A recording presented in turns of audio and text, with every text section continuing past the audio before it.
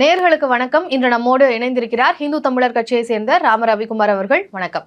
வணக்கம் சார். தாவேகா ஆட்சி அமைச்சிருக்கிறாங்க. எப்படி இருக்கு இந்த அரசு, என்னுடைய ஆட்சி? தாவேகா அரசு அமைஞ்சிருக்கு. திராவிட மாடலும் திருச்சபை மாடலும் ஒன்று. முட்டையில் ரெட்டக்கரு. அது என்ன திருச்சபை மாடல்? இது இப்போ நம்ம கன்னியாகுமரி மாவட்டம் இல்லாத எல்லா மாவட்டங்கள்லையும் பிதாசுதன் பரிசுத்த ஆவியின் பேராளன்னு ஜெபக்கூட்டம் நடக்கும். இப்போ சட்டமன்றம் மாதிரியே தெரியல. முன்னாடி அரசுல துதிபாடி மன்றமா இருந்துச்சு. திராவிட மாடல் நாயகரே அப்படிம்பாங்க. இப்போ திருச்சபை மாடல் நாயகரே அப்படின்னு சொல்ற அளவுக்கு சட்டமன்றம் அதனுடைய மாண்பை கொஞ்சம் குறைஞ்சிருக்கோன்னு நான் சந்தேகப்படுறேன். மரியம் வில்சன் மட்டும் இல்லம்மா, ஆட்சி தொடக்கமே அப்படித்தான் இருந்துச்சு. சகோதரர் விஜய் நடிகர், ஒரு கட்சியின் தலைவர், எனக்குமான முதல்வர். ஆமா, திரைக்கு வருகின்ற பொழுது வெறும் விஜய், ஆட்சிக்கு வருவதற்கு முன்பு வெறும் விஜய், பதவி ஏற்கும் போது ஜோசப் விஜய். இதனால் தான் சொல்றேன் இது திருச்சபை மாடல். சட்டமன்ற சபாநாயகர் எங்க ஐயா ஜேசிடி பிரபாகரன், பதவி ஏற்பு, பைபிள் வாசிப்பு, அந்த பைபிள் வசனங்கள் வாசிப்பு. அதனால சொல்றேன் திருச்சபை மாடல்னு. இந்த அரசு துறையில உயர் பதவியில் இருக்கக்கூடிய அனைவருமே அந்த குறிப்பிட்ட மதத்தவர்களாக இருக்கிறாங்க. அதனால சொல்றேன் இது திருச்சபை மாடல். மரியம் வில்சன் நம்முடைய மாண்புமிக்க நிதி அமைச்சர், பேசுகின்ற பேச்சு, அவர் பேசக்கூடிய உடல் மொழி எதை குறிப்பிடுது? ஐ ஆம் பார்ன் கிறிஸ்டியன். நான் ஒரு விளையாட்டு வீரன், இந்த சைடு ஆடுவேன், அந்த சைடு ஆட தெரியும், உனக்காக என்னுடைய இதை மாற்றிக்க முடியாது. நான் பார்ன் கிறிஸ்டியன், நான் பைபிள் படிச்சிருக்கிறேன், எங்களுக்கு அன்பு மொழி சொல்லி கொடுத்தேன்னு சொல்றாரு அமைச்சர். நீங்க ஒரு மதசார்பற்ற அரசுடைய அமைச்சர், விருப்பு வெறுப்புகளற்று, ஒரு சார்பு நிலையற்று, அனைவருக்கும் பொதுவாக இருக்கக்கூடிய ஒரு மனிதர். அவரு தன்னை கிறிஸ்தவன்னு பிரகடனப்படுத்தி கொண்டதை நான் வரவேற்கிறேன். ஆனால் இதே போன்ற தன்மை மற்ற அமைச்சர்களுக்கு இருக்கிறதா? ஒரு கிறிஸ்தவர் தன்னை கிறிஸ்தவர் என்று சொல்லுகிறார், ஒரு இஸ்லாமியர் தன்னை இஸ்லாமியர் என்று அடையாளப்படுத்துகிறார், எத்தனை பேர் தன்னை இந்து என்று சொல்லுகிறார். நான் திருக்குரான், இவர் பைபிள் படிச்சேன்னு சொல்றது மாதிரி, இஸ்லாமியர் திருக்குரான் படிச்சேன்னு சொல்றது மாதிரி எத்தனை இந்து அமைச்சர்கள். ஆனா இதுவே நம்ம தப்புன்னு தானே சார் கண்டிச்சிட்டு இருக்காங்க. எப்படி நீங்க சட்டமன்றத்துல எல்லாருக்குமான பிரதிநிதியா போய் இருக்கிறீங்க, அங்க போய் பார்ன் கிறிஸ்டியன் அப்படின்றத, உங்களுடைய மொழி சரி வரல, நீங்க சரியா பேசல அப்படின்றத எப்படி மதத்தோட கம்பேர் பண்ணுவீங்கன்னு சொல்லி எல்லாரும் தப்புன்னு தான் சொல்றாங்க. அப்போ நீங்க எப்படி ஹிந்துக்களும் அதை சொல்லணும்? நீங்க எப்படி தங்கச்சிமா இப்படி இருக்கிறாங்கல்ல, நீங்க என்னைக்கு சொல்லலையே இதுவே தவறு தானே? நீங்க தப்புன்னு சொல்லி கண்டிச்சிருக்கீங்க. தேங்க்ஸ், என் சகோதரி சொன்னதுக்கு நான் நன்றி செலுத்துகிறேன். ஆனா இந்த திருச்சபை மாடல் சர்க்கார்ல விவசாயத்துறை மந்திரியா சகோதரர் ரஞ்சித் இருந்தார். அவரு விவசாய மந்திரி. அந்த விவசாய பட்ஜெட்டை திருப்பதி கோயில்ல போய் வச்சுட்டு வந்தார். உடனே மதுரையில் இருக்கக்கூடிய நாடாளுமன்ற உறுப்பினர் சூனா வெங்கடேசன் என்ன பண்ணாரு? ஒரு அரசு சாசனத்தை ஆலயங்களில் மதசார்பு உடைய இடத்துல வைக்கலாமான்னு கண்டிச்சார்ல. மிஸ்டர் மரியம் வில்சன் பேசியிருக்கிறார், தன்னை கிறிஸ்தவர் சொல்லியிருக்கிறார். ஏன் இந்த சூனா வெங்கடேசன் கண்டிக்கல? திருப்பதிக்கு போனா கண்டிக்கக்கூடிய இந்த கம்யூனிஸ்டுகள், திருப்பதிக்கு போனா எதிர்க்கக்கூடிய இந்த விடுதலை சிறுத்தைகள், திருப்பதிக்கு போனா எதிர்க்கக்கூடிய இந்த சூனா வெங்கடேசன், வீரபாண்டியன், சண்முகம் போன்ற மனிதர்கள், மரியம் மக்கள் எதிர்க்கிறாங்களே சார். மக்கள் எதிர்க்கிறாங்க நீங்க சொல்றீங்க தங்கச்சிமா. கூட்டணி கட்சியில் இருக்கக்கூடிய நீங்க ஏன் பாகுபாடா இருக்கு? கம்யூனிஸ்டுக்கு மதமே இல்ல, ஆனா இந்து மதம் மட்டும் எதிர்க்குது, கிறிஸ்தவ மதத்தை ஏன் எதிர்க்க மாட்டேங்குது? புரியுதுங்களா? திருப்பதிக்கு போனா உங்களுக்கு கசக்குது, திருச்சபை மாடல் இனிக்குது. ஆனா அந்த இடத்துல கையில எடுத்துட்டு போனது இங்க பட்ஜெட் தாக்கல பண்ணக்கூடியது அங்க வேற ஒரு மாநிலத்துக்கு எடுத்துட்டு போறாங்க அப்படின்னா அது கசஞ்சிருமோ அப்படின்னு கசிற அளவுக்கு அது ஒரு விஷயம் இல்ல. தயவு செஞ்சு புரிஞ்சுக்கோங்க. இருந்தாலும் நம் மாநிலத்தினுடைய சரி, நான் கேட்கிறேன், நீங்க கேட்கறீங்கல்ல, ஐயோ வேற மாநிலத்துக்கு போய் கசிஞ்சிருதுன்னு சொல்றீங்கல்ல. இதே கடந்த திமுக ஆட்சியில, திராவிட மாடல் ஆட்சியில கருணாநிதியோட சமாதியில போய் எம்ஆர்கே பன்னீர்செல்வம் விவசாய பட்ஜெட்டை வச்சாரு. கருணாநிதிட்ட சொல்ல போனாரோ? ஏன் எங்க அண்ணன் தங்கம் தென்னரசு நிதி அமைச்சரா இருந்தாரு திராவிட மாடல் அரசுல. நிதி அமைச்சருடைய அந்த நிதி தாக்கலுக்கு முன்னாடி கருணாநிதி சமாதியில வச்சாரு. தலைவரே பர்சன்டேஜ் எல்லாம் ஓகேன்னு சொல்ல போனாரோ? ஏன் எங்க அண்ணன் சேகர் பாபு இந்து தவறுன்னு சொல்றீங்களா? தவறுங்க. எங்க சமாதிக்கு போனா எதிர்க்க மாட்டேங்க அது கம்யூனிஸ்டுகள், கோயிலுக்கு போனா எதிர்ப்பது ஏன், சர்ச்சுக்கு போனா எதிர்க்க மாட்டாது ஏன் நான் கேட்கிறேன். சமாதியில போய் வச்சாங்களா? அன்னைக்கு எங்க இதே கம்யூனிஸ்ட் தானே கூட்டணியில இருந்துச்சு. சரி, ஆனா நீங்க மொத்தமா இது ஒரு கிறிஸ்தவர்களுக்கான ஒரு ஆட்சி அப்படின்ற மாதிரி நீங்க சொன்னீங்க. நான் ஏன் சொல்றேன், முதலமைச்சரை பாருங்க சார், கோயிலுக்கு போறாரு, எல்லா இடத்துக்குமே போறாங்க. கிறிஸ்தவன் ஒரு வார்த்தை இருக்கு தங்கச்சிமா. கிறிஸ்தவர் இப்ப மிஸ்டர் விஜய் தேர்தலுக்கு முன்பு பிரச்சாரம் முடிச்சுட்டு திருச்செந்தூர் கோயில் போய் அரோகரா போட்டு வந்தார், சாமி எல்லாம் கும்பிட்டாரு, வேலெல்லாம் வச்சார். அம்மன் கோவிலுக்கும் கர்நாடகால அதுதாங்கம்மா தங்கச்சி, நீங்க அவரு சினிமா நடிகர் ஆரம்பத்துல, புரிஞ்சுக்கங்க. டக்குன்னு சபையில போய் முழங்கால் போட்டு நடந்தாரா இல்லையா? அம்மன் கோயிலுக்கு நெடுஞ்சாங்கடியா நம்ம திருச்சியில ஒரு காளியாத்தா கோயில்ல விழுந்து கும்பிட்டாரு தெரியுமா? அந்த சினிமா பாட்டெல்லாம் இப்படி எல்லாம் கும்பிட்டு பாடுவாரு எங்க விஜய். அதே மாதிரி தேர்தலுக்கு முன்பு ஒரு கோயில், எல்லா கோயிலுக்கும் அங்கே போகணும் இங்கே போகணும் எல்லாத்துக்கும் போகணும்னு விழுந்து, ஒரு பக்கம் முழங்கால், ஒரு பக்கம் சாஷ்டாங்க நமஸ்காரம், முஸ்லீமுக்கும் போய் நோம்புக்குள்ளால வச்சு கும்பிட்டார், அதெல்லாம் மதிக்கிறார். இப்போ இந்த அரசாங்க பதவிக்கு வந்த பிறகு நான் ஒரு 3 நாளைக்கு முன்னாடி சொல்கிறேன், எங்கள் ஐயா டிஜிஎஸ் தினகரன் ஒரு பெரிய மனுஷர் இருக்கிறார். எந்த ஐயா? கிறிஸ்தவ மதத்துடைய தலைவர். அவர் போய் இந்த ஒரு கிறிஸ்தவர்களுக்கு எதிராக ஒரு சட்டம் வரப்போகுது, நீங்கள் எதிர்க்கணும் அப்படின்னு சொன்னால் உடனே தீர்மானம் போட்டாச்சு. அந்த சட்டத்தில் என்ன சொல்கிறாங்க? வெளிநாட்டிலேருந்து வரக்கூடிய பணம் போக்குவரத்து அதை முறையாக கணக்கு வைங்க, முறையாக ஆடிட்டிங் காமிங்க, அதில் நெறிமுறைகளை ஒழுங்குபடுத்துகிறாங்க. இது கிறிஸ்தவர்களுக்கு ஒட்டுமொத்தமாக எதிர்ப்பானதுன்னு எப்படி நீங்கள் ஒரு கட்டமைப்புக்கு உடனே சட்டமன்றத்தில் தீர்மானம் போடுறீங்க? சரி, கிறிஸ்தவர்களுக்கு பிரச்சனை தீர்மானம் போடக்கூடிய இந்த விஜய் அரசு இந்து கோவில் சொத்துக்களை எல்லாம் எடுத்து கொடுக்கறதுக்கு திட்டமிடுதே. என்ன எடுத்து கொடுக்க? கரூர்ல 3000 ஏக்கர் இனாம் நிலங்களை வந்து ஆக்கிரமிப்பாளர்களுக்கு, விவசாயிங்கிற பெயர்ல அந்த அரசாங்கத்தை எதிர்க்கக்கூடிய நினைக்கக்கூடிய மனிதர்களுக்கு, கட்சி மாறி வந்து தாவேக்கால சேர்ந்தவர்களுக்கு பட்டாள குளறுபடி இருக்கு அப்படின்றது சார், அதை முடிவு செய்ய வேண்டியது யாருமா? கோர்ட்ல வழக்கு நிலுவையில் இருக்குது. இந்து சமய அறநிலையத்துறை அமைச்சர் வந்து 2வது நாள்ல இருந்து இந்த இடம் சம்பந்தமா என்கிட்ட பேசிட்டு இருக்கிறாங்க அப்படின்னு சொன்ன மனிதர் கோர்ட்ல வழக்கு நிலுவையில் இருக்கின்ற பொழுது நீதிபதிகள் அதை ஆய்வுக்கு உட்படுத்துவதற்கு உள்ளாகவே 3000 ஏக்கர் நிலங்கள் கோவிலுக்கு உரியது அல்ல, கோவில்ல பட்டாக்கள் கிடையாது, ஆவணங்கள் இல்லைன்னு சொல்லி இவர் எப்படி முன் ஜட்ஜ்மெண்ட் கொடுக்க முடியும்? 3000 ஏக்கரை கோயிலுக்கு சார்ந்த கூடிய, உதாரணமா இப்ப சகோதரி வந்து ஒரு IAS ஆபிசர், நீங்க ஒரு IPS ஆபிசர் அல்லது ஒரு முதலமைச்சர் அல்லது ஒரு அமைச்சர், நீங்க இருக்கிற வரைக்கும் கவர்மெண்ட் குவார்டர்ஸ் யூஸ் பண்ணலாம் தானே? நான் 60 வருஷமா யூஸ் பண்ணிட்டேன். ஆஃப்டர் ரிட்டைர்மெண்ட் 60 ஆண்டுகளாக நான் அந்த இடத்தில் இருந்தேன், அந்த இடம் எனக்கு சொந்தம்னு சொன்னா சட்டமா சட்டவிரோதமா? அது சட்டவிரோதம். Correct, thank you. இது போல தான் இந்த இனாம் லேண்ட். ஆனா அவங்க கிட்ட அதுக்கான ஆதாரம் இருக்கு அப்படின்னு ஒரு தமிழ்நாடு என்பது கோவில், கோவில் சார்ந்த குடிகள், குடிகள் சார்ந்த வாழ்க்கை, வாழ்க்கை சார்ந்த நிலங்கள், அதுதான் தமிழ்நாடு சிஸ்டம். இந்த கோவிலுக்கு யாரெல்லாம் தொண்டுலியம் பண்ணாங்க? இப்ப கோயிலுக்கு இப்போ IAS அதிகாரியா நான் இருக்கிறேன் நீங்க ஒரு உதாரணம் சொன்னீங்க இல்லையா? ஒருவேளை அரசாங்கத்துக்கிட்ட இந்த இடம் வந்து அரசாங்கத்துக்கான இடம் அப்படின்றத அவங்க கிட்ட அந்த நகல் இருந்துச்சுன்னா நான் சொல்றது தப்பு. ஒருவேளை அந்த இடம் இது என்னோடதுதான் அப்படின்றதுக்கான ஆதாரம் என்கிட்ட இருக்கு அப்படின்ற அடிப்படையில தானே அதை வந்து அவங்க செய்யறாங்க. நியாயமா கேள்வி கேட்டீங்க, நியாயமா கேள்வி கேட்டீங்க. ஆவணங்கள் இருக்குல்லண்ணே அப்படின்னு கேட்டீங்க. இருக்கு.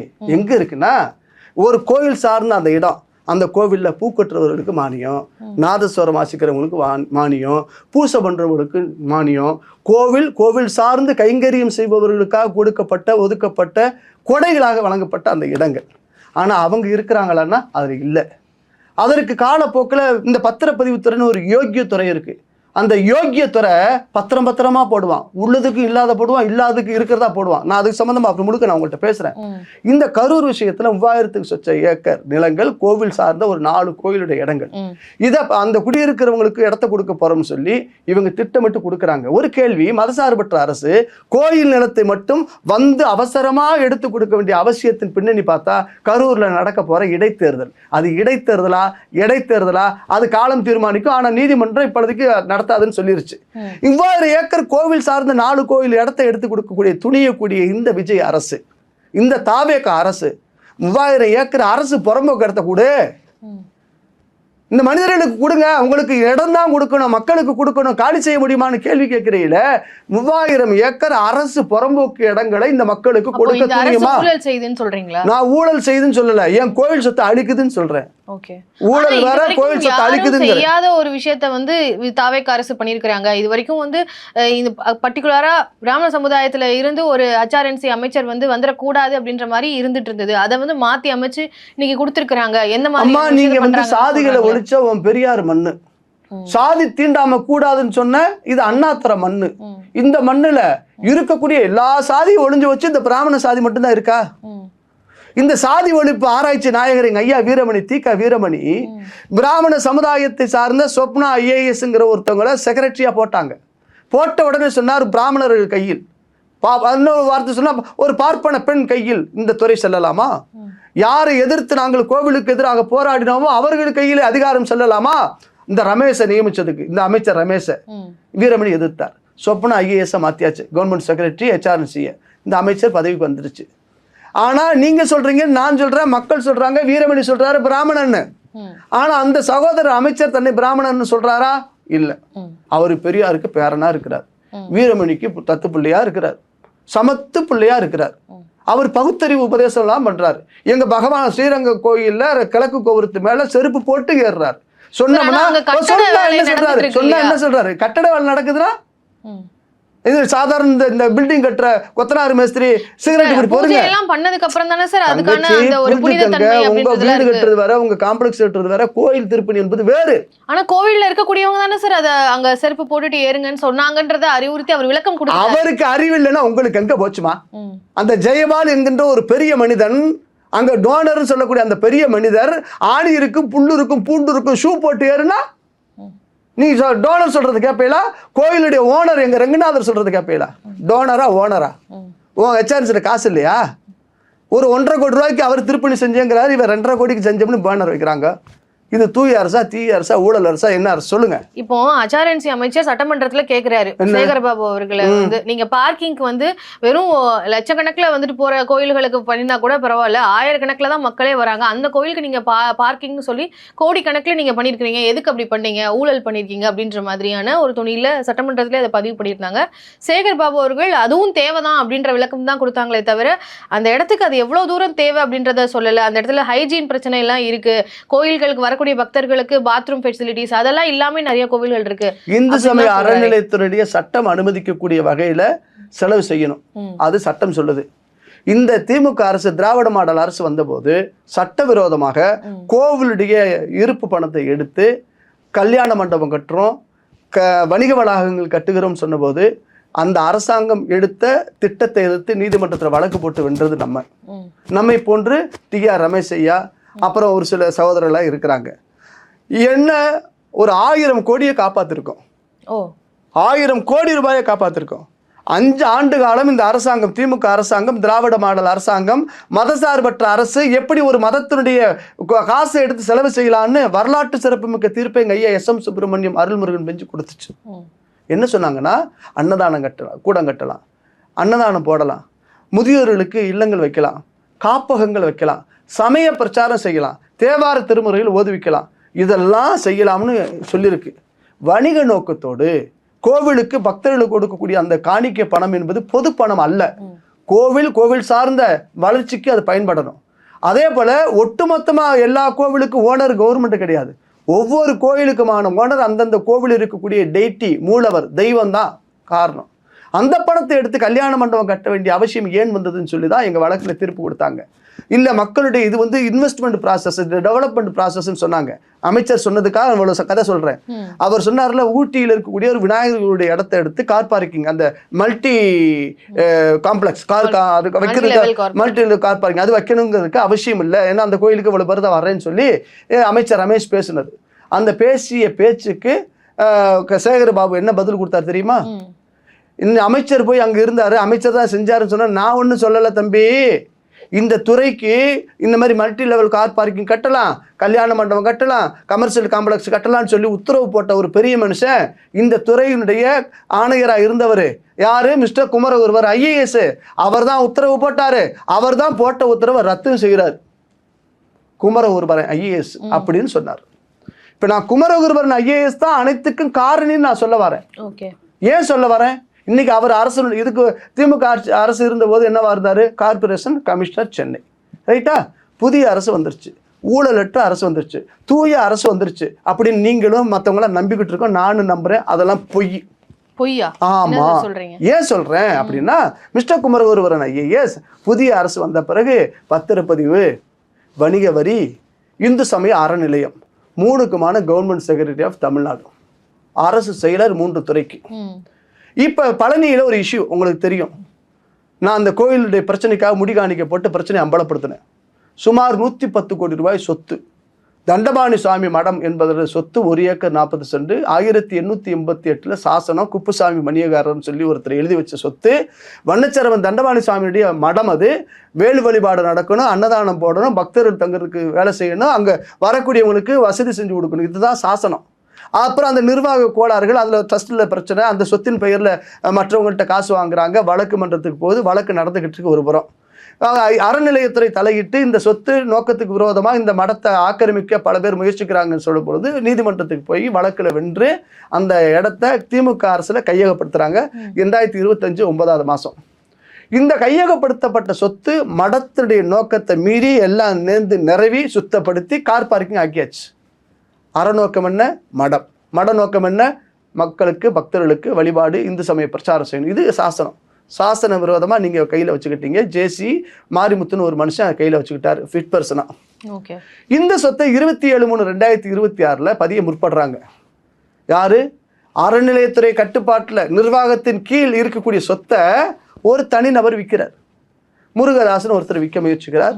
சேதுபதி வெள்ளத்துறைன்னு வாங்க முயற்சிக்கிறாங்க. பழனிசாமிங்கிற ஒரு சாறு பதிவாளர் என்ன பண்ணுறாரு? அதை பதிய மறுத்து திரும்ப கொடுத்துறாரு 27/3/2026. அதன் பின்னர் தேர்தல் வருது. தேர்தலுக்கு பிந்தைய அரசு வருது. எந்த அரசு? நம்ம விஜய் சர்க்கார். எங்கள் அண்ணன், எங்க மாமா, எங்க சித்தப்பா, எங்க அண்ணன் அரசு, விஜய் அண்ணன் அரசு வந்துச்சு. பிறகு 3/7/2026 இந்த சொத்தை மீண்டும் பதிகிறாங்க. இதுக்கு இடைப்பட்டு என்ன இருந்துச்சுன்னா, அந்த மனிதர் பதிய மாட்டேன்னு மார்ச்சில் சொன்னார்ல, ஏப்ரல் 1 வழக்கு போய் ஏப்ரல் 10 ஒரு தீர்ப்பு கொடுக்குறாங்க. பார்ட்டியாக சேர்க்க வேண்டிய கோயில் நிர்வாகத்தை சேர்க்கவே இல்லை. விற்கிற நபர், வாங்குற நபர் பதிய மறுக்கிறாங்க. இவ்வளோதான் பிரேயர். கோர்ட்டு ஏப்ரல் 10 ஒரு தீர்ப்பு கொடுக்குது 2026. ஆவணம் சரியாக இருந்தால் ஒரு வாரத்தில் பதிவு செஞ்சு கொடுன்னு சொல்லி ஒரு வாரம் பதியவே இல்லை. திரும்ப இந்த பழனிசாமிங்கிற ஒரு சாறு பதிவாளர் ரெஃப்யூஸ் பண்ணார்ல, அந்த மனிதரே திரும்ப கடிதம் எழுதுகிறார் 25/6/2026. சோன்சோ மிஸ்டர் மாரிமுத்து தக்கார் சோன்சோ தண்டபாணி சுவாமி மடம் இந்த மாதிரி ஒரு வழக்கில் தீர்ப்பாயிருக்கு. நீங்கள் போய் அந்த தீர்ப்பில் அந்த வழக்கில் உள்ளே சேர்ந்து அப்பீலுக்கு போய் இம்ப்ளீட் ஆகி காப்பாற்றுங்க மனுஷா அப்படின்னு இந்த பழனிசாமி எழுதுறார். இவர் 30ஆம் தேதி வழக்குக்கு போகிறார். ஆனால் வழக்கு நம்பர் ஆகி வந்துச்சானா வரல. 3ஆம் தேதி பத்திரத்தை பதிஞ்சாச்சு. வெள்ளிக்கிழமை 3/7/2026 பதிஞ்சாச்சு. பெண்டிங். பாலசுந்தர்னு ஒரு சார்பதிவர். இந்த 3ஆம் தேதி பத்திரம் பதிய போகிறாங்கன்னு தெரியுமோ தெரியாதோ, மாரிமுத்து இணை ஆணையர் என்ன பண்ணுறாரு? சார் பதிவாளருக்கு ஒரு கடிதம் வைக்கிறார் 2/7. எப்படி தற்காத்துக்கிறது? ரெக்கார்டு கிரியேஷன் அரசு. இந்த அரசு நாங்கள் சொல்லிட்டோம், அவங்க பதிஞ்சுட்டாங்க அப்படின்னு சொல்கிறதுக்கு. 3ஆம் தேதி பெண்டிங் வச்ச உடனே சனி ஞாயிறு முடிச்சு 6/7/2026 இந்த சொத்தை பதிஞ்சு முடிச்சாச்சு. பழனி சொத்து, தண்டவாணி சாமி மடத்து சொத்து பதிஞ்சாச்சு. இந்த 6லிருந்து 10ஆம் தேதி வரைக்கும் பழனியை பற்றி நீங்கள் இப்போ ப்ரீவியஸ் ரெக்கார்டை பாருங்கள், காட்சியை பாருங்கள். 6லிருந்து 10ஆம் தேதி வரைக்கும் பழனியில் 100 கோடிக்கு மேல் உண்டியல் வருமானம் ஒரு நாள் செய்து விட்டாங்க. 60 கோடிக்கு பஞ்சாமிர்த விற்பனை அடுத்த நாள் செய்து விட்டாங்க. 3ஆம் நாள் இந்த கோவில் நிர்வாகத்தின் சார்பில் மக்களுக்கு செய்யப்பட்ட அறப்பணிகள் இத்தனை கோடி, அது ஒரு நாள் ப்ரமோஷன். 4ஆவது நாள் இது எல்லாம் சேர்த்து ஒரு செய்தி. 4 நாள் இந்த பழனியை திட்டமிட்டு செய்திகளை பரப்பியதற்கு காரணம் என்னன்னா, இந்த மோசடியாக, சட்டவிரோதமாக, ஆவண விரோதமாக, அரசாங்க விரோதமாக, அயோக்கியத்தனமாக, அபகரிப்பெண்ணத்தோடு நடத்தப்பட்ட இந்த பத்திரப்பதிவை மூடி மறைப்பதற்கு பத்திரப்பதிவு துறையும் அறநிலையத்துறையும் சேர்ந்து நடத்திய நாடகம். 10ஆம் தேதி இந்த பெரிய மனுஷர் மாரிமுத்துங்கிறவர் என்ன பண்றாரு? 2ஆம் தேதி எழுதின கடிதத்தை பத்திரிகைக்கு சொல்லல. 10ஆம் தேதி ஐஜி பத்திரப்பதிவு, டிஐஜி பத்திரப்பதிவு, டிஆர் பத்திரப்பதிவு எல்லாருக்கும் கடிதம் எழுதிட்டார். எவ்வளவு விஞ்ஞான யுகமா! போனை போட்டு அர்ஜென்ட்டுக்கு ஃபோன் பண்ணலாம்ல, சொத்தை பதியறாங்க. மேல் அதிகாரி யாரு? மிஸ்டர் குமரகுருபர் ஐஏஎஸ் செக்ரட்டரி சொல்லலாம்ல. சொல்லாததன் மர்மம் என்ன? இதுல என்னன்னா தங்கச்சி, 3ஆம் தேதி பத்திரம் பதிகிற அன்னைக்கு தான் எங்க அண்ணனுக்கு பதவி உயர்வு வருது. மாரிமுத்துக்கு ஜேசி கூடுதல் ஆணையராக பதவி உயர்வு பெறுது. 9ஆம் தேதி அவருக்கு பதவி உயர்வு உறுதிப்பாடாக கவர்மெண்ட் ஜீவோ அரசாணை வந்தாச்சு. தான் பதவி உயர்வு உறுதிப்படுத்திக்கிட்ட பிறகுதான் 10ஆம் தேதி இந்த பெரிய மனுஷன் கடிதம் எழுதுறாரு. யாருக்கு? பதிவுத்துறைக்கு. இதில் நான் சந்தேகப்படலாமா கூடாதா? இதில் அக்யூஸ்ட் யாரு? ஜஸ்டின் மணிகண்டன் ஒரு பதிவாளர். கொடைக்கானலேருந்து இறக்குமதி பண்ணுறாங்க இந்த கம்பெனியை. சிட்டுன்னு சொல்லக்கூடிய சிட் ஃபண்ட் பதியக்கூடிய அந்த மனிதர் பதிகிறார். இதில் ஆவணத்தை தயாரிச்சது ஜேபி அசோசியேட்னு சொல்லி ஜெயபிரகாஷ் ஒட்டஞ்சத்திரத்தை சார்ந்தவர். சிவகுமார்னு ஒரு வழக்கறிஞர். இவங்க யாரும் அரசாங்க அங்கீகரிக்கப்பட்ட அந்த டாக்குமெண்ட் ரைட்ஸ் கிடையாது. இதெல்லாம் ஆவணப்படுத்தி இது அரசாங்கத்துக்கு, போலீஸ் துறைக்கு முழுக்க நான் குறிப்பிட்டு புகார் கொடுத்து சொன்னோம். பத்திரிகை நடத்தினோம், பத்திரிகையாளர் சந்திப்பு நடத்தி சொல்லியாச்சு. இவ்வளவு நீண்ட வரலாறு ஏன் சொல்றேன் தெரியுமா தங்கச்சிமா? தூய அரசு வந்த பிறகுதான் இந்த பதிவு. இதுக்கப்புறம் என்ன ஆக்ஷன் எடுத்திருக்காங்க? சரி, நீங்க அதுல சில பேரை கைது பண்ணி இருக்கிறாங்க தங்கச்சிமா. அதுல ஒருத்தர் அன்வர்தீன்னு ஒருத்தர் வபாத் ஆயிட்டாரு, அல்லாட்ட போயிட்டாரு. மத்திய சிறையில ராத்திரி 12:30 மணிக்கு நெஞ்சு வலி, சுகரு, பிபின்னு சொன்னாங்க. மருத்துவமனை செல்லும் வழியில் மரணமடைந்தார் செய்தி ஆச்சுங்களா. இது எத்தனாம் தேதி கதை சொன்னேன்? 6/7/2026 கதை சொல்லிட்டேன். 7/7 அடுத்த நாள் ஒரு பத்திரம் போட்டாங்க. 7/7 அடுத்த மாசம் ஆயிடுமே சார் தங்கச்சிமா.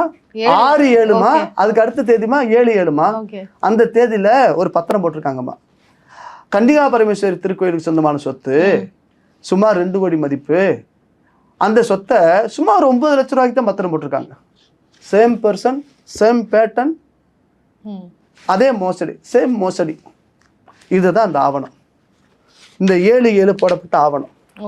நேற்று இந்த வழக்குல ஒரு 3 பேர் மேல கைது பண்ணியிருக்கிறாங்க, வழக்கு கொடுத்துருக்குறாங்க. ஈஸ்வரின்னு ஒரு சார்பதிவர் வந்து இந்த ஆவணத்தை தயாரிச்சதுமா இதே ஜெயபிரகாஷ் கும்பல், ஜேபி அசோசியேட்ஸு, சிவகுமார்னு வழக்கறிஞர்மா, அவர் தான் இதையும் தயாரிச்சிருக்கிறாருமா. தயாரிச்சதுல என்ன பியூட்டினா சாமி, ஒரு வில்லு குறிப்பிடுறாங்க. 1969 ஒரு உயில், இந்த அந்த உயில் காப்பியெல்லாம் மென்ஷன் பண்ணுறாங்க. 1969 இன்னாருக்கு இன்னார் எழுதி கொடுத்த சாசனம் உயிலுன்னு சொல்லி குறிப்பிடப்பட்ட உயிலை இதில் வைக்கல, உயிலே இல்லை.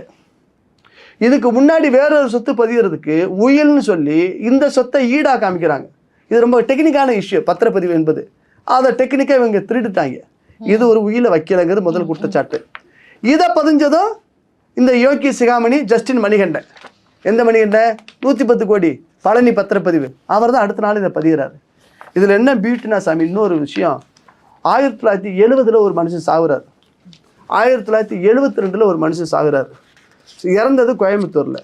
இறந்து போன நபர்களுக்கு செத்து ஒரு 10 நாளில் 2/2/72 பதிஞ்சு வைக்கிறாங்க. இன்னொரு ஆளை 70 பதிஞ்சு வைக்கிறாங்க. 70 இறந்தவனை பதிஞ்சதை, 72 இறந்தவனை பதிஞ்சதை எவ்வளோ நாளுக்குள்ளே டெத் சர்டிஃபிகேட் வாங்கலாம் நீங்கள் சொல்லுங்கள்? ஒரு மாதத்துக்குள்ள. 1 மாதம் சாமி, 1 வருஷம் வச்சுக்கய்யா, 2 வருஷம் வச்சுக்க சாமி. அதுக்கு மேலே வேணால் கோர்ட்டுக்கிட்டு போய் தான் வாங்கணும். 70 செத்தவனுக்கும் 72 செத்தவனுக்கும். நம்ம தூய அரசு, விஜய் மாமா அரசு வந்த பிறகு 56 வருஷம் கழிச்சு, 54 வருஷம் கழிச்சு பத்திரம் பதியக்கூடிய 7/7/2026 அன்னைக்கு இந்த சர்டிஃபிகேட் இஷ்யூ பண்ணியிருக்காங்க. இந்த சர்டிஃபிகேட் உண்மையா பொய்யா, 420யா, ஃபோர்ஜரியா, ஃபேப்ரிகேட்டான்னு பார்க்கணும். இதையும் பதிஞ்சிருக்காங்க. இப்போ இந்த அரசு தூய அரசா, தீய அரசா, திருட்டு அரசா, மோசடி அரசா, நீங்கள் சொல்லுங்கள் சார். ஆனா இப்போ ரமேஷ் அவர்களை பொறுத்த வரைக்கும் நீ ஒரு பிரஜை ஓட்டு போட்டது நான் சொல்றேன் சார். இப்போ ஊழலே நடக்கக்கூடாது அப்படின்னு சொல்லி சின்ன சின்ன விஷயங்கள் கூட ரொம்ப உன்னிப்பா கவனிக்கிறாரு. திருச்செந்தூர்ல எல்லாம் போய் பாத்தீங்கன்னா திடீர் ஆய்வுகள்லாம் மேற்கொண்டு அங்க சஸ்பெண்ட் பண்ணியிருந்தாரு. அதே மாதிரி அங்க பிரசாதம் கொடுக்கறதுலாம் கூட மேனுஃபேக்சரிங் டேட்ஸ் எல்லாம் பார்த்து இந்த மாதிரிலாம் பண்ணணும்னு சொல்றாரு. எள்ளு சீடை, புளியோதரை, இந்த ஆராய்ச்சியெல்லாம் விட்டுட்டு விடுங்க. அப்ப அதெல்லாம் செய்யறது நோக்கம் என்ன? சேஃப்டி ஆஃபீஸர் பார்த்துப்பாங்க. ஒரு உணவு பாதுகாப்பு அதிகாரி போய் பார்ப்பாங்க. இங்கே பிரசாத கடையை பூரா நாங்கள் கோவில் நிர்வாகம் நடத்துன்னு சொன்னார். எத்தனை கோவில் அவர் நடத்த ஆரம்பிச்சிருக்கிறாரு? ஸ்ரீரங்கம் அவர் ஜெயிச்சார்ல அந்த தொகுதியில், ஸ்ரீரங்க ரங்கநாத சாமி கோயிலில் பிரசாத கடை நடத்துறது தனியார கோயில் நிர்வாகமா? அந்த கோவிலில் பிரசாத கடை நடத்தக்கூடியவர் தான் பல கோவிலில் நடத்துகிறாரு. சில பேருக்கு வேண்டப்பட்டவங்களுக்கு உதவி செய்யறதா சொல்லிக்கிறாங்க. அது ரங்கனுக்கு தான் வெளிச்சம், புரியுதா? அவர் போய் ஆய்வு பண்றாரு, முறுக்கு பார்த்தாரு, லட்டு உருண்டைய பார்த்தாருலாம் இல்லை. பக்தர்கிட்ட வரவங்க கிட்ட வந்து 4000 ரூபாய் 5000 ரூபாய் வாங்கி அங்க வந்து சில பேர் வந்து திருச்செந்தூருக்கு என் கடவுள் செந்தில் ஆண்டவனே இல்ல என் பழனி ஆண்டவனே வேற வேஷத்துல போய் சாமி தரிசனம் பண்ண போறேன்னு சொல்லி ஒரு கற்பனை உலகத்தை வச்சுப்போம். அவரே போனாலும் காசு இல்லைன்னா அங்க தரிசனம் இல்லை. தரிசனம் இல்லை சாமி, அது தவறு இல்லையா? தவறுதான். தவறு இல்லையா? தவறு இல்லையா?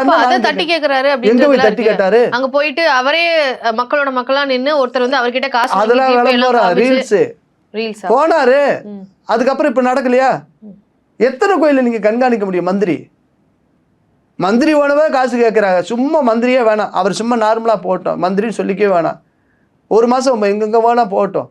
எத்தனை ஊழல் கண்டுபிடிக்க முடியும்? ஊழல திளைச்சு போயிருக்கு சாமி. திருச்செந்தூர் கோயிலில் எல்லா கோவில்லையும் அப்படிதான் இருக்கு சூழல், புரிஞ்சுக்கங்க. பழனி கோயிலில் எல்லா கோயிலையும் இருக்கு. என்ன சொல்றாங்க? இதெல்லாம் தடுக்க வேணாமா? மந்திரி சிறப்பாக தானே செயல்படுறாரு, அவரை பாராட்டுறதை விட்டு போட்டு நீ திட்டலாமா அப்படின்னு நீங்க கேட்குறீங்கல்ல. கோவில் சொத்தை இப்படி விற்கிறாங்களே, இவ்வளவு பிரச்சனைகளை வந்து நீங்க உங்க பார்வையில இருந்து முன்வைக்கிறீங்க இல்ல சரி? இப்போ ப்ரொடியூசர் அர்ச்சனா கல்பாத்தி இருக்கிறாங்க இல்லையா, அவங்களுக்கு வந்து 10 லட்சம் ரூபாய்க்கு மேல வருமானம் வரக்கூடிய கோயில்களை கண்காணிக்கிற மாதிரி அங்க வந்து அறங்காவலர்களை நியமிக்கக்கூடிய பொறுப்பு இவங்களுக்கு கொடுத்துருக்காங்க, அரசு பதவி கிட்டத்தட்ட. அந்த விஷயம் அப்ப நீங்க எப்படி பாக்குறீங்க? ஆமா, இப்ப நீங்க சொல்லக்கூடிய சகோதரி யாருன்னு எனக்கு தெரியாது. இல்ல நம்மளுடைய சிஎம் உடைய படங்களை வந்து ப்ரொடியூஸ் சூப்பர் பாயிண்ட், கரெக்டா பாயிண்ட் வந்துட்டீங்க.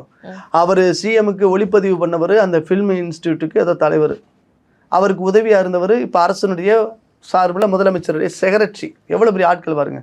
அப்புறம் அவருக்கு சிகை அலங்கார நிபுணர் கூடயே போய்கிட்டு இருக்காரு, ஏதோ சொன்னாங்க, எனக்கு தெரியல. எங்கேயோ இப்போ நீங்கள் ஒரு கோயில் சொன்னீங்களே கர்நாடகத்தில், என்ன கோயில்? அப்புறம் டெல்லிக்கு போகும்போதெல்லாம் கூட போனாங்க. சரி, அது போய்கிட்டோம். மூகாம்பிகை கோயிலுக்கெல்லாம் போகும்போது போனாங்க. எல்லா முதலமைச்சருக்கும் அது இருக்கிறது தானே சார்? என்னமா சிகை அலங்காரம் பண்றதுக்குலாம் ஆள் இருப்பதானே செய்வாங்க, கூடயே போறாங்க அப்படின்றது பிரச்சனையா சொல்றீங்க? முடிச்சுக்கிறதுக்கு என்னமா இன்னொரு ஆளுக்கு என்னமா அது? சரி விடுங்க, அது பர்சனல், அது நம்ம போகக்கூடாது. இப்போ என்னன்னா, அந்த நீங்க சொல்லக்கூடிய அந்த சகோதரிமா என்ன கல்பாத்தியா, கேரளா சேர்ந்தவங்க, அவங்க பெரிய திரைத்துறையில் இருக்கிறவங்க தான். ஏஜிஎஸ் நிறுவனம், ஏஜிஎஸ் நம்ம ஐங்கரன்னு சொல்லுவாங்களோ சம்திங், ஏதோ ஒன்று சொல்கிறாங்க.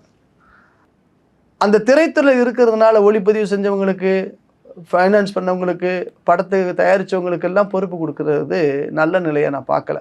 கொஞ்சமாவது கோவில் சார்ந்த புரிதல், அது சார்ந்த அறிதல் இருக்குன்னு கேட்டால் எங்கள் மந்திரி என்ன சொல்கிறாரு, அவர்களுக்கு இன்னொரு முகம் உண்டு, என்ன எனக்கு இன்னொரு முகம் அப்படின்னு சொல்கிற மாதிரி, உள்ளதை சொன்னேங்கிற மாதிரி இவர் சொல்கிறார். மந்திரி பேச்சுகிற பேச்சு. அவங்க ஏற்கனவே கொடையெல்லாம் பண்ணியிருக்கிறாங்க, அவங்க தாத்தா இத்தனை கோயிலுக்கு நன்கொடை கொடுத்துருக்குறாரு. அப்போ உங்களுக்கு காசு கொடுத்தா அவங்கள கமிட்டியில் போடுவீங்க, அதானே சொல்ல வரீங்க நீங்கள்? காசு இவங்க காசு கொடுத்துருக்காங்கன்னு அமைச்சர் சொல்றாரு இல்லையா? பாடகர் வேல்முருகன், எங்க அண்ணன் விஜய் பாடினார்ல, வேல்முருகன் அண்ணன் பாடிச்சுல, விஜய்க்கு போய் பாடினாரா இல்லையா சொல்லுங்க? பாடினாரு, ஆடினாரு, அவர் என் சகோதரன் தான் வேல்முருகன். அப்புறம் இன்னும் நம்ம போன அரசாங்கத்தில் என் சகோதரி தேசமங்கையரசி மாதிரி இந்த அரசாங்கத்துக்கு ஜெயஸ்ரீன்னு ஒரு தங்கச்சிமா வந்துருச்சு. அவங்க எல்லாம் விஜய் புகழ். அம்மா நீங்கள் பிரபலங்கள் நினைக்கிறீங்கம்மா, நான் உண்மையே பக்தியோடு இந்த கோவிலுக்கு தொண்டு செய்யக்கூடிய யாராக இருந்தாலும் அவங்க காலில் விழுந்து வணங்குவேன். ஆனால் நியமிக்கப்பட்ட குழு, அப்புறம் ஒரு சாமி ஒருத்தர், பொம்மை ஒரு ஆதீனம்னு ஒருத்தரை போட்டிருக்காங்க. இவர் சேகர் பாபுக்கு கூப்பிடுவதற்கு முன்பாகவே ஓடி வரக்கூடிய ஒரு பெரிய மனுஷன் போன அரசாங்கத்தில். சாமி இந்த வந்துட்டனுங்க, கேட்டு வாசல் தானுங்க இருக்கு, என்னங்க நீங்கள் அப்படின்னு சொல்லுவார். எங்கால மதுரையில் நம்ம பழனியில் நடந்த முத்தமிழ் முருகன் மாநாட்டில் சேகர் பாபு வந்து அப்படி கட்டி சேர்ந்து பிடிச்சி மாலை வேணாங்க ஒரு போட்டு சால்வையெல்லாம் பட்ட ஒரு மனுஷன் யாரு? இந்த பொம்மை ஒரு ஆதீனம். வணங்க தகுந்த ஆண்டிகளை தேடி அரசர்கள் வந்த காலங்கள் மாறி, அரசர்களை தேடி ஆண்டிகள் ஓடக்கூடிய காலமா மாறிடுச்சு இந்த அரசியல். வெக்கமா, வேதனையா, துக்கமா, துயரமா நான் பதிவு செய்யறேன். உங்கள் கால்களில் விழுந்து வணங்கக்கூடிய குருமார்கள் நீங்கள் இந்த அரசியல்வாதிகளை தேடி போறீங்களே, ரொம்ப வெக்கப்படுறேன். காலம் அப்படி மாறிடுச்சுன்னு நினைக்கிறீங்க? காலம் மாறினாலும் நீங்க மாறக்கூடாது. சமயத்துடைய சடங்கு, சமயத்துடைய உணர்வு, சமயத்துடைய நன்மதிப்பு. சரி இப்போ இந்த நான் கேட்கிறேன், இந்த ஆதீன பெருமக்கள் போறது மாதிரி பிற மடத்தினுடைய மடாதிபதிகள் எங்கேயாவது அரசாங்கத்தை தேடி வந்திருக்காங்களா? அரசாங்கம் தான் அவர்களை தேடி போயிருக்கு. அரசாங்கம் தான் அவர்களை தேடி போயிருக்கு. மடத்திற்கு வந்திருக்கு. இங்க மடம் அரசை தேடி போகிறது. நான் எந்த மடம் சொல்லலை, உங்களுக்கு புரியும். ஓகே, இந்த பதவியெல்லாம் கொடுத்துருக்குறாங்க இல்லையா சார், இது ஆக்சுவலா என்ன ரோல்? அந்த எங்களுக்கு வந்து இதுல என்ன நடக்கும் அப்படின்றது இன்னும் டீப்பா நீங்க சொன்னீங்கன்னா சரியா. அதாவதுமா 10 லட்ச ரூபாய் வருமானம் உள்ள கோயில்களுக்கு அறங்காவலர்களால் தேர்வு செய்யறதுக்கு ஒரு குழு. இப்போ ஹெச்ஆர்என்சி எப்படின்னா A class, B class, C class, D class மாதிரி 10,000 ரூபா வருமானம் உள்ள கோயில், 1 லட்ச ரூபா வருமானம் உள்ள கோயில், 5 லட்ச ரூபா வருமானம், 10 லட்ச ரூபா வருமானம், கோடி வருமானம், இப்படி எல்லாம் கிரேடு பிரிக்கிறாங்க. கோடிகளில் நம்ம பழனி, திருவண்ணாமலை, சமயபுரம், ஸ்ரீரங்கம் இதெல்லாம் கோடியில் இருக்கு. அப்புறம் 10 லட்சம் கம்மியாக இருக்குல்ல. இந்த கோயிலில் அறங்காவலர்களை வருவதற்கு யாருக்கெல்லாம் தகுதினா, கோயில் இந்துவாக இருக்கணும், உடல் நலம் நல்லா இருக்கணும், அரசியல் சார்பற்று இருக்கணும், கோவிலுக்கு உண்மைக்கு மக்களுக்கு நன்மை செய்யக்கூடிய மனிதராக இருக்கணும். ஆனால் கடந்த அறங்காவலர்கள் இதுக்கு முன்னாடி இருந்த திராவிட இயக்கங்கள் வந்த பிறகு அறத்தை காத்த அறங்காவலர்கள் இருந்த இடங்களில் கட்சியை காத்தவர்களுக்கு, கட்சியில் இருந்தவனுக்கு, கரவேட்டி கும்பலுக்கு தான் அறங்காவலர் கொடுத்தாங்க. யோக்கியர்கள் இருந்திருக்கிறாங்க, நான் மறுக்கலை. இந்த திராவிட இயக்கங்கள் வருவதற்கு முன்பு கண்ணியமாக இருந்திருக்கு அறங்காவலர்கள். கோவில் சொத்துக்களை காப்பாற்றிருக்கிறாங்க. ஒரு சில இடங்களில் தவறு நடந்திருக்கு, அதெல்லாம் மறுப்பதற்கு இல்லை. ஆனால் கட்சிக்காரங்க தனக்கான அங்கீகாரத்தை கிடைக்கணும், வெகுமதி கிடைக்கணும், ஒரு மரியாதை கிடைக்கணுங்கிறக்கா இந்த அறங்காவலர் சிஸ்டத்தை உருவாக்குறாங்க. உருவாக்கியதுல இவங்க நிறுத்துறாங்க. அது மாதிரி சூழல் தான் இதுல வரும். இவங்க யாரை தெரிஞ்சுப்பாங்க? அண்ணன் வேலுமுறை யாரை தேர்ந்தெடுப்பாரு? எங்க சகோதரி சுமதி ஸ்ரீ யாரை தேர்ந்தெடுக்கும்? அர்ச்சனா அகோரம் அந்த அம்மா யாரை தேர்ந்தெடுப்பாங்க? யாரோ இப்படி சொல்றதுக்கு இது எப்படின்னாமா இப்போ ஸ்பீடாக போய்கிட்டு இருக்கோம், வண்டி இடையில நியூட்ரு பண்ணிட்டு திரும்ப ஸ்டார்ட் பண்ணுற மாதிரி. நேரடியாக அந்த அரசாங்கம் தேர்ந்தெடுத்துச்சுன்னா பாத்தியா அந்த கட்சிக்காரனை போட்டாங்க, இந்த கட்சிக்காரனை போட்டாங்க, இன்னாரை போட்டாங்கன்னு நீங்கள் குற்றம் சொல்வீங்க. அதெல்லாம் இல்லாமல் இடையில ஒரு ரெசிஸ்டன்ஸ் மாதிரி, ஒரு மின் தடை தாங்கி மாதிரி நாங்கள் தேர்ந்தெடுக்கலை, இந்த குழுவில் போய் அவங்க தீர ஆராய்வு செய்து அவர்கள் தேர்ந்தெடுத்த குழுவைத்தான் நாங்கள் நியமித்திருக்கணும்னு சொல்கிறதுக்கு தான் இந்த குழு, வேற ஒன்றும் இல்லை. அறங்காவலர் ஆகிட்ட என்ன நடக்கும் தெரியுமா? உங்களுக்கு ஒரு மாலையும் உங்களுக்கு ஒரு துண்டும் போடுவாங்க. ஒரு சில பேர் அந்த அதிகாரத்தை வச்சுக்கிட்டு எல்லா கோவிலுக்கும் போனால் ஏய் நான் ட்ரஸ்டி மெம்பர் அப்படி சொல்லிட்டு ராயலாக விஐபி மாதிரி போய் தரிசனத்துக்கும் சில பேருக்கு ரெக்கமெண்ட் பண்ணுறதுக்கு தான் அந்த பதவி பயன்படும். திருச்செந்தூர் கோயிலுக்கு இந்த பிடிச்ச இந்த 5 பேரில் யாராவது ஃப்ரெண்டு பிடிச்சிக்குங்க, அவங்க ஒரு ஃபோன் மட்டும் மெசேஜ் பண்ணால் உங்களால் விஐபி பேர் கூட்டு போயிடுவாங்க. இப்போ அவங்க தங்கச்சி அதான் நடக்கும் சாமி. நீ யாரோ ஃப்ரெண்ட் பிடிச்சிக்க, அவங்களுக்கு பிடிச்சவங்களை வந்து அந்த இடத்துல அறங்காவலரா வந்து நியமிக்க முடியும் அப்படின்ற மாதிரி இருக்குல்ல, அதுதான் நடக்கும். ஒப்புக்கு சப்பு இதெல்லாம் நாங்கள் நேரடியாக தேர்ந்தெடுக்கவில்லை, இந்த குழு பரிந்துரை செய்து அவர்கள் தான் தேர்ந்தெடுத்தார்கள். அந்த தேர்ந்தெடுக்கப்படக்கூடிய அறங்காவலர் வந்து என்னெல்லாம் செய்யலாம்? அறங்காவலர் என்ன பண்ணா, கோவில் சார்ந்த சொத்துக்களை பராமரிக்கணும், பூசை முறைகள் ஒழுங்கா இருக்கான்னு பார்க்கணும், கோவிலுக்காகவே ஆலயத்திற்காக அர்ப்பணிக்கணும், இந்து சமய நம்பிக்கை கொண்டவராக இருக்கணும். ஆனால் அப்படி வரக்கூடிய பெரிய மனிதர்கள் அப்படி யாரும் பெருசாக இல்லை. எது இருந்தாலும் சாமி புறப்பாடு எங்களுக்காக வெயிட் பண்ணணும், நாங்கள் வந்த பிறகு தான் சாமி புறப்படணும். விஐபி சாமி ரெடி ஆயிடுவார், இந்த துரமார்கள் லேட்டாக வருவாங்க. கடவுளை விட உயர்ந்தவர்கள்ப்பா. நீங்கள் அந்த அதிகார போதைக்கு போயிட்டீங்கன்னு வச்சுக்கோங்க, நான் போயிட்டா கூட அப்படித்தான் ஆயிடணும்னு நம்புறேன். ஏன்னா எங்கள் தம்பி ரமேஷ் அப்படி இருக்கார். தேர்தலுக்கு முன்பு இருந்த ரமேஷ் வேறு, தேர்தலுக்கு பிறகு அமைச்சரான பிறகு அமைச்சருடைய நடவடிக்கை என்பது வேறு. ஸ்ரீரங்கத்தில் மக்கள் வந்து போராடுறாங்க, மக்களுடைய உணர்வுகளை மதித்து என்ன ஏதுன்னு கேட்கணும். மக்களுடைய பிரதிபலிப்பு அந்த மொழி, மக்கள் மொழி எப்படி இருக்கும்? கூட்டம் சேரும்போது உங்க கொந்தளிச்சு பேசுவது இயற்கை தான். பொறுப்பு மிக்க அந்த ஸ்ரீரங்கம் எம்எல்ஏ மந்திரி என்ன சொல்றாரு, இன்னும் அரசாங்கத்தை எடுத்து பேசுறீங்களா? எந்த ரமேஷ்? அந்த மக்கள் ஓட்டு போட்டு தேர்வு செய்யப்பட்ட ரமேஷ் மந்திரி ஆனவன்னா மக்களை மிரட்டுறது.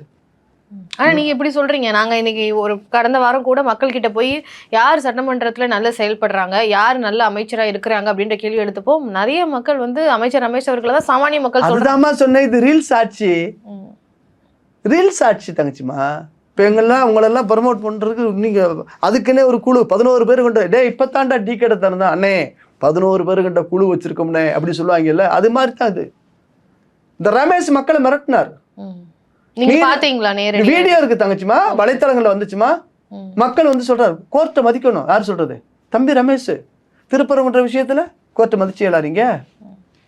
அது அப்போ திமுக ஆட்சி இல்ல சார். ஏங்க இப்போ இந்த அரசுங்க தூய அரசு வந்துதாங்க மேல்முறையீடுக்கு வந்திருக்கு.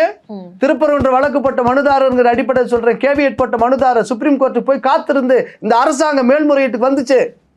கோர்ட் உத்தரவு மதிக்கணும்னு அறிவுரை சொல்லக்கூடிய அமைச்சர் ரமேஷ் ஏன் கமிஷனர் வச்சு மேல வந்தீங்க சுப்ரீம் கோர்ட்டுக்கு? கோவில் பணத்தை எடுத்து திருப்பரங்குன்றம் மலையில தீபம் ஏத்தணுங்கிறது மக்களுடைய உணர்வு, உரிமை. அந்த சொத்தை காப்பாற்றணுங்கிறதுக்காக நான் வழக்கு போட்டிருக்கோம். ஆனால் ஒரு கோவில் காசை எடுத்து நீங்கள் வந்து கோவிலுக்கு எதிராகவே வழக்கு போடுறதுக்கு வர்றீங்கன்னா இது எப்படி நாங்கள் சொல்ல முடியும்? இந்த அரசு தானம்மா, போன அரசு இல்லைம்மா, இந்த அரசு. அதனால தான் சொன்னேன், இந்த தாவேகாவும் திமுகவும் முட்டையில் ரெட்டக்கரு, நாணயத்தின் 2 பக்கம், ஒரே குட்டையில் உரிய மட்டைகள், கொள்கை அளவில் ஒன்று. கொள்கைன்னு சொன்னேன், உங்க காதுல ஏதாவது கொள்ளைகள்னு விழுந்துடக்கூடாது. நான் கொள்கை அளவில் ஒன்று. நீங்க இதுக்கு மாற்று அதெல்லாம் கிடையாது, இதுக்கு மாற்று ஏமாற்று. உங்களுடைய அதிருப்திகளை வந்து ரொம்ப வெளிப்படையா வந்து பகிர்ந்துருக்கிறீங்க. ஸோ உங்களுடைய கருத்துக்கள் எல்லாம் நம்ம மக்கள் முன்னாடி வச்சிருக்கிறோம். மக்கள் என்ன நினைக்கிறாங்க அப்படின்றத கமெண்ட்ல சொல்லட்டும். ரொம்ப நன்றி சார், உங்க நேரத்தை ஒதுக்கி எங்ககிட்ட இவ்வளவு தூரம் பகிர்ந்துகிட்டதுக்கு. நன்றி.